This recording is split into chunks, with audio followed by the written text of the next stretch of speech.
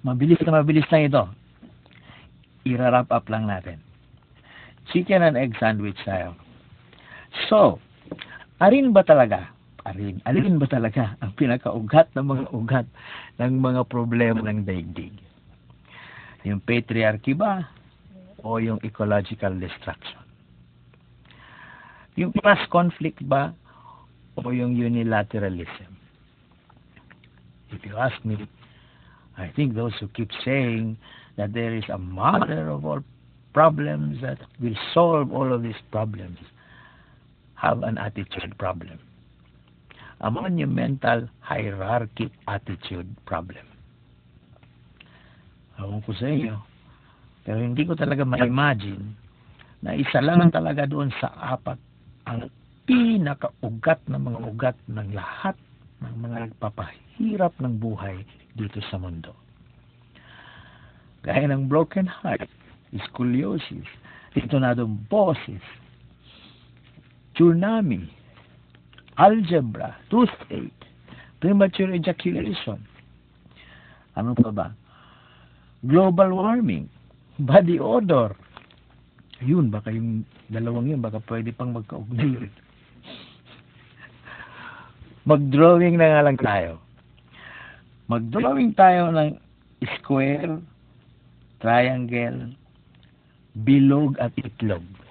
Ipag-overlap natin, magkakaroon ka ng 15 distinct regions. 4 na walang halo, 6 na dalawang halo, 4 na tatluhang halo, at 1 apatang halo.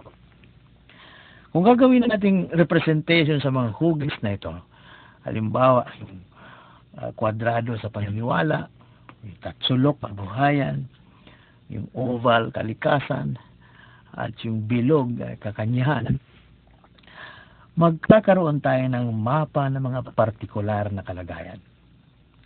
This map illustrates the multiplicities of the interconnections among the 4 hierarchic substructures of ecology, birth and person, economics, and belief systems. Makikita natin na ang mga social issues ay may particularities. At ang mga Bill of Particulars na ito ay depende sa kombinasyon ng mga 4 na hierarchies. Halimbawa, ang labor contracting ay usaping economics na maaaring may kinalaman din sa gender roles dahil mas mura ang sweldo ng kababaihan. Ang cruelty to animals ay mas primarily usaping ecology. Ang homophobia at discrimination sa lesbians and gays ay parehong usaping kakanyahan at paniniwala. At ang US aggression ay bingo. 4 out of 4. Mapangwasak ng kalikasan, malupit sa kababaihan at kabataan, negosyong digmaan ng mga fundamentalistang Amerikanong makabayan. Ang kaigihan ng mapa ito ay mas mahihimay mo ang mga issues at malocate ang iyong intervention.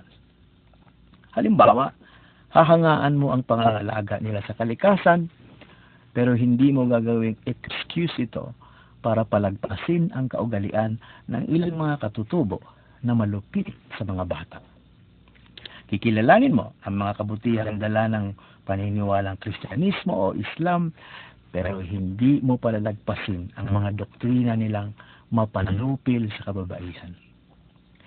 Makikiisa ka sa mga revolusyonaryo sa pagsusulong ng mga pangkabuhayang kapakanan ng mga maralitang taga-lungsod at kanayunan. Pero hindi mo ikukondon ang mga summary executions, dala ng paniniwalang sila lang ang tama at yung iba ay kaaway at kontra-revolusyonaryo. Kasi sa mapanlinlang na mundong ito, may mga korporasyon na concerned sa environment, pero malupit sa kanilang mga empleyado. May mga loving fathers na nambubugbog ng asawa. May mga taimtim na mga nagdadasal bago mamugot ng ulo. May mga mapagkalinga sa mga bata na kanilang ginagahasa. Ganon ka-intricate ang social realities. Life is simple, but it's not that simple. Ganito na lang. You are familiar with the Mobius strip, named after a German mathematician. Ang strip of paper ay may dalawang sides, front and back. Dalawang planes na magkabila at hindi nakikita. Mutually exclusive, sabi nga ng mga logicians. Never the planes shall meet. Corny. Now pay attention. Twist, join the ends, and you have your Mobius strip. I prefer Mobius loop actually. Now watch this. Nasa front side tayo. Same plane, same plane, same plane. Don't look at my pretty face, look at my finger. Same plane, same plane, same... Oops! Bakit nasa likod na tayo? Same plane lang yun ah. Tuloy natin. Same plane, same plane, same plane, same plane. Ayan, nasa front ulit tayo. It means, do not do this at home or you might dislocate your arm and finger. That is how hierarchism works. Different angles, different turns, different sides, one continuum. Sabay-sabay na sinisira ng tao ang kalikasan, hindi pantay ang turing sa mga kakanyahan, mayaman ang iilan, hirap ang karamihan, at hinahamak ang mga paniniwala. Four social substructures, one principle. Mayroon kasing uring nagmamataas. Mayroon kasing uring nangingibabaw. Kaya, nasa ang section man tayo kumikilos. Mangingisda, estudyante, manggagawa, kababaihan, manggagawang kababaihan, katutubo.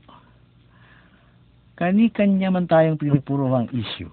Mayroon sa coastal resources management, human rights, public debt, good governance, agrarian reform, anumang larangan ng pakikibaka, alliance work, party list, armed resistance, popular education, relief, livelihood, generation, psychosocial care.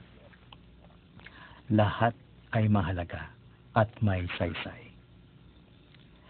Iisa ang ibig nating mangyari.